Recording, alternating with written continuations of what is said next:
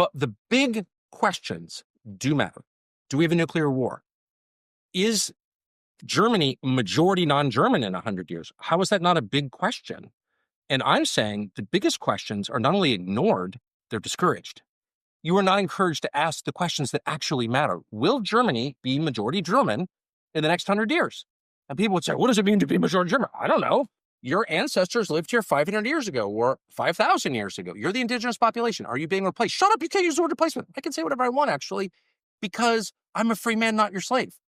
And I want you to answer the question. Why is that not important? I think it is demonstrably important. And by the way, if it were happening in Fiji or Malaysia or China or India, I would say the same thing. Well, why destroy a people? Yeah, I don't but you said that there is not enough discussion about migration policy. They tried to ban AFD for talking about it. They're not. Me that. Well, but they're not dangerous extremists. This is a democracy. They're not banning them. That's not true. Right now?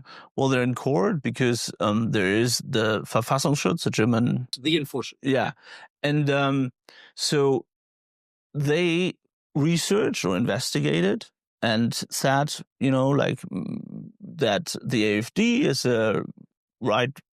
a fascist party, like we could say that, right? Fascist party. What does it mean to be fascist? Well, it means from their perspective, there's people inside the AfD who said this or who said that. There's a big document. What's the definition of fascism? Well, they say that it's against German law, what they said, in terms of right wing. There's different examples of public speeches, what they said inside. But this doesn't mean that they are banning them. Banning them means... What it means, you just admitted, what it means is you're not allowed to say certain things. You're not allowed to have certain opinions in Germany. They're illegal. They're against German law. You just said that. And that tells me conclusively that you do not live in a democracy, no matter what you tell yourself. It's a democracy. We elect people, lawmakers. We've got our chancellor. It's not a democracy unless the average person, the average citizen, the average German can say what he thinks. If he's not allowed to say what he thinks, then he has no power. He has only fake power. If you can't say what you really think, what really matters to you, what you actually believe, whether I agree with it or not, then you are not a citizen. You are a slave. No different than German citizens were slaves at other periods in German history. And I'm just saying it's important, if you're going to pretend to be a democracy, to actually be one. That's all I'm saying. Don't you agree with that? Well, I mean, there is laws. There is, But the laws themselves are illegitimate, and they give lie to the claim that you're a democracy. If the ruling party can pass laws banning criticism of the ruling party, how is that better than Putin's Russia? It's not.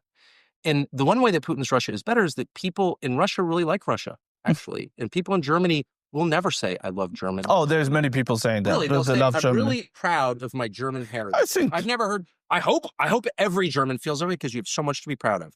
Take out the Nazi period.